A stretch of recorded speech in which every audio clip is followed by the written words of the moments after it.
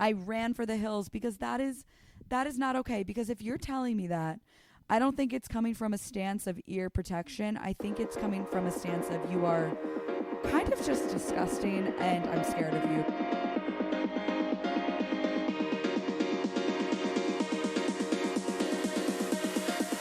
Wait, it's not that deep.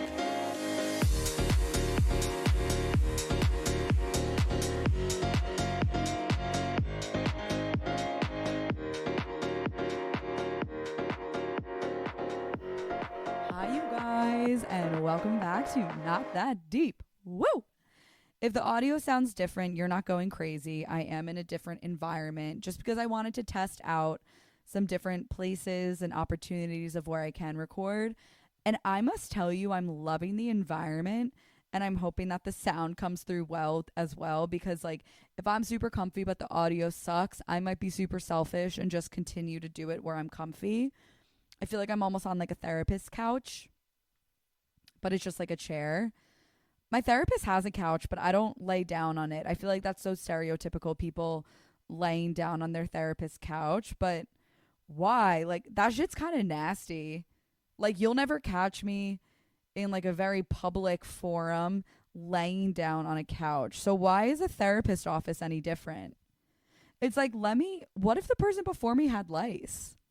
What if the person before me like has serious dandruff and did not put their head and shoulders in that day? Like, these aren't qualities that we really think of before in the movies people lay down on the therapist chair.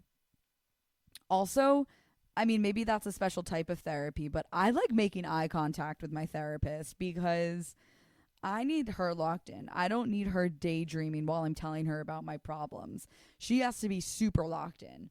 And then when she gives me her feedback, that's when I'll decide to daydream a little bit. But guess what? She's not paying me. She's taking my pretty penny, so I can kind of think about what I want. But I think that when people can tell the difference between audio quality, it's impressive because that means they probably clean their ears. But then I feel like our world is divided into two separate parties. And that debate could go on for a while. Like, there's two types of people in this world, X and Y.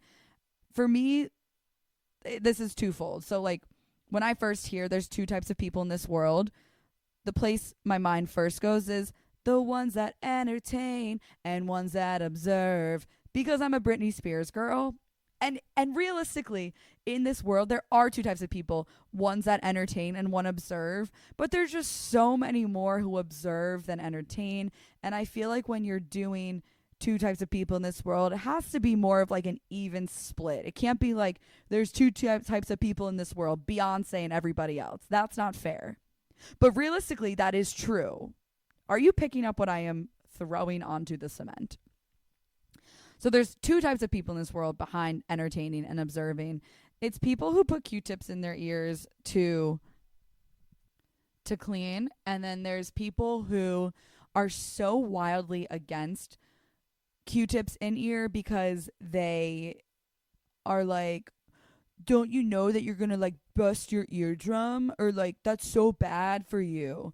Why do people feel so validated and feel like their opinion is welcome when it comes to like Q-tips being bad for your ear?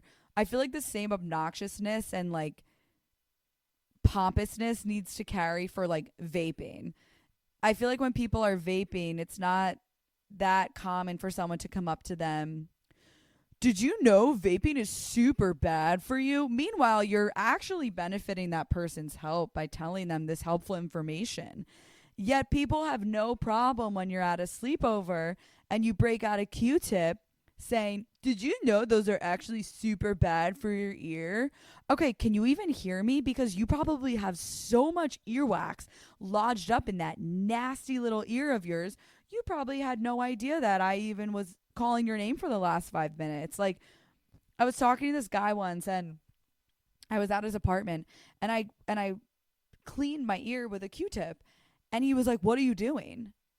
And I was like, cleaning my ear. Oh my He God, was you like, ever, I've like, never see done that someone with before. wax in their ear? And you're like, oh, you must have missed a spot when you were doing your Q-tipping this morning. But what if they didn't miss a spot? And what if that's just going down their entire ear canal? that could be my I digress for today, because I absolutely just digress. But thank you guys so much for tuning back in. I really appreciate it. We're doing kind of a snackable episode because some exciting things are on the docket tonight. I was asked to be in someone's sketch. So I always see comedy videos up on Instagram or TikTok, and they're hysterical. And the minds behind it are so powerful and creative. And so people, comics mainly, will write a script and then they'll get other people to act in it. Now, I'm not an actress, but I can be funny. And this guy, Alex, had posted and was like, does anyone know, like, looking for a girl to act in this sketch later in Brooklyn? And I already had plans to go to Brooklyn later. So I just hearted it. I honestly, that sounds like a pick me thing to do, to heart a message and then be surprised when they reach back out. But I swear I did not have ill intent or like selfish intent. And so I reached out. Oh, sorry. I hearted the post, and then he messaged me and was like, Dana, you would actually be perfect for this. Are you interested in this? And I was like, oh my God, I'm so flattered. I feel like I need to take an acting class, one better than I did at Virginia Tech when I was like a junior and I was super awkward and had to do a monologue and kind of blacked out and stuttered through the entire thing while sweating simultaneously. And so I have that in like an hour and a half. I have to get into the freaking zone. And then after, which I can do. Like, I played softball before. I know how to stretch. I know how to warm up. I know how to amp up other people. It'll be fine, but I'm excited. So it'll be silly. And then I have a few other plans tonight in Brooklyn that I'm pretty excited about. So just kind of cranking out a quick episode, but kind of just want to make you guys laugh. Is that okay? Like, is that such a crime? I hope you guys had a great time listening to Brianna's episode, the last episode, because we had a hysterical time recording it. And what a special person she is. I got amazing comments from everyone that listened. And where in the world is she today? I'm sure you're wondering. I have no idea. She left her sunglasses at my house, and I was pumped about it because I felt like I have a little piece of her. They were only $5. Let's not act like they were Armani exchange. But she left them there, and she texted me and was like, I have a fun idea. Whenever you wear them, send me a photo and I'll see where you are and what you're up to. And I thought that was so freaking cute. And I love that idea. And they look pretty good on me, I'm not going to lie. But I also feel like when you leave someone at someone's house, like, she attached a really sentimental meaning towards it, but that doesn't always happen. Like, I feel like I'm missing so many shirts and like things of that nature, bralettes, and I left it at people's homes. And even like high school, I just never bothered to get it again. And it's pretty meaningless, where it doesn't mean that much to me. So I don't really need to be reunited with it. But like, would it be the worst thing to have some of these like sugar lips back? No, it would actually rock my socks off. But I also feel like I have things of other people's that, whether I ended up liking it, that I ended up keeping it and then they forgot about it and I just was, oopsies. I still have a bandeau from this girl in high school that like changed at my house one time, left the bandeau, and then I had texted her a year later. I was like, hey girl, I still have your bandeau. And she was like, no worries, you can just keep it. And that's nice because I actually liked the bandeau. But if I didn't like the bandeau, her being like, no worries, just keep it, is actually the most annoying thing I've ever heard. Because what am I supposed to do? Just throw it out? Give it to Goodwill? It's just another burden of mine. And then if people are like, can you send it to me? No, I cannot. Just order a new bandeau. So I have this bandeau, and what's so funny is bandeaus were such a staple in our lives for so long, and then they just went away. It was a trend that really wasn't even a visible trend, because bandeaus were stretchy fabric that were kind of a strapless undershirt. It was shorter than a crop top, but it was a little bit longer than your bra, so it would cover up the bare necessities. The bare necessities. I don't think that's how that song goes. It covers the extremities. And so as you got a little bit older, let's say you got them in like elementary school, okay? And they stretch with you. That's literally like, grow with me bandeaus. That's what their slogan should be. So then once you get to middle school, then you start wearing them as shirts because you become a bit of a whore. And you start wearing them as shirts, and then you get them in neon, and you get them in all these different colors, and you wear them with like a bra so that it's still obvious that like you have boobs, so you have a bra. And then in high school, bandeaus are not really so much being worn as a bra, but they're being worn as like an back to an undershirt, but a visible undershirt. So you would wear a crop top, like a tank top that maybe was a little lower in the front. So then you would wear the bandeau so that you weren't titties exposed, no double A's exposed here.